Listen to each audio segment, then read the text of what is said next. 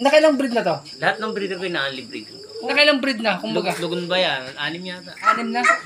Isipin nyo mga kaibon, no? Ang laki pa rin ng katawan. Ay, anong ginagawa mo dito? Yung pinaka pag-unli? Ay, kunting tips lang. Kunting tips Yung lang. gamot, nasa patuka, saka sa tubig, yun lang. Huwag kang magsusubo. Kasi susubo mo, hindi kikintab ng ganan yan. Hindi kikinis. Dapat may grits, pink mineral, tsaka calcium, yung Picotrain. Kasama sa patuka yun? Hindi kasama. I-separate mo ng paso. Dapat lagi may ganon. Kasi kung wala, mawawala sila sa kondisyon. Tapos, papaya talaga. Tapos lagi may herbal. Herbal lagi para laging flashing. Anong araw nang binibigay mong herbal? Monday, Wednesday. Anong kasama ng herbal na binibigay mo? Luya, oregano, bawang, luyang dilaw, sibuyas, lagyan ko ng konting asin. Ay, isang Ilalaga ko yun. magkakasama na yung paglalaga. O, yun na, Umusok, mga dapat kaibon. umusok pa. O, yun na, mga kaibon, ilalaga. Kasi kung bibigyan mo daw ng malamig, useless yun. Maganda umusok pa. Lagyan mo ng suka, apple cider. Kahit gabi, kita ang pulbos eh. Lahat yan, lahat ng breeder ko ganyan. Ang breeding. Kahit early breed, ganun sila kalalaki. Kasi once na nakita kong out of condition na, ipapaliguan ko nuli yan. Imamalatayin uli, ipa-flashing uli, antibiotic uli, para linis ulit. Habang nagsusubo, habang nalimlim, kinokondisyon ko yan. Para pagpisa, kondisyon pa rin. Ano, narinig nyo na ha. Kaya ko lang ito hinawakan, pinakita ko nga sa inyo kasi early breeding nga mga kaibon. Eh, ang ganda ng katawan. Lahat yan, ganyan.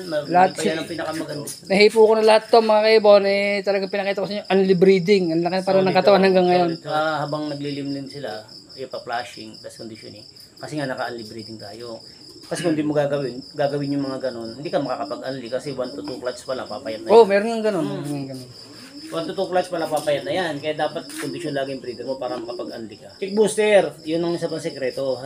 Once na nagpisa, lagyan yung chick booster yung Patuka. breeder separate yung sa paso. Yung sa nakakapagpalaki ng katawan na kahit sa kanila. Total nabanggit mo na pagkapisa, di chick booster. Paano yung mga patukanan, yung mga kasamahan ng Hindi, chick booster? nakaiwala yun sa paso. Hindi, yung may mga patuka mo, flyer mix, breeder mix. Breeder mix, oo. Breeder mix, walang kasamang pellet yun. Wala, hindi ko sinasamahan. Basta chick booster. Chick booster, oo. Tapos, Tapos breeder ang mix lang. pagpapatuka kasi ng breeder, wag mo tatambakan. Ayun. Pag tinambakan mo yung bakay, magsasawa sila, lalong pipitikin lang nila. Kung mapapansin nyo, pinipitik na tumatanggal yung mga malalaking grains, yung mga mais. Pasin ko Oo, nga yan. natatanggal. Ang technique dyan, lalo na kung bagong pisa, yung regular na patuka lang nila. Kasi kung hindi mo pa, kasi bagong pisa pa lang naman yan, mahina pang tumukha ang inakay. Mahina pang, kumbaga, kumusubo ng patuka ang inakay, hindi pa kailangan patukay ng madami. Yung mga 2 weeks na yung inakay, sa umaga, bigay ka lang. Konti lang, hindi mo kailangan damihan. Pag naubos yun, dagdag ka lang. Tapos pag naubos ulit, dagdag ka ulit ng konti. Ngayon, pagdating ng 12 ng tanghali, hanggang 3 or 4, hindi ko na yung pinututuka. Sa 4 to 5 p.m. na lang uli akong papatuka. Hindi, alin na pala yun, alin na. Alin na patuka nun? Kasi kung papatukay mo ng 12, or 1 or 2, hindi na sila tutukan ng hapon. So, Mabubusog na. kaya pagdating ng 12, huwag nyo nang tutukan. Yung sistema kasi yun, para makuha yung, ma-achieve yung malalaking katawan. Ng Kasi ating- kung tatamba kayo ng patuka, hindi talaga tataba ang breeder nyo. Kasi hindi mag-uubos ng patuka yan, mamimili lang. Kailangan once na naglagay kayo ng patuka, laging ubos. Yung mga natira naman, huwag nyo nang dadagdagan. Kung may mga tira, pahayaan yung, hanggang di nila inuubos, huwag nyo dadagdagan. Ayun.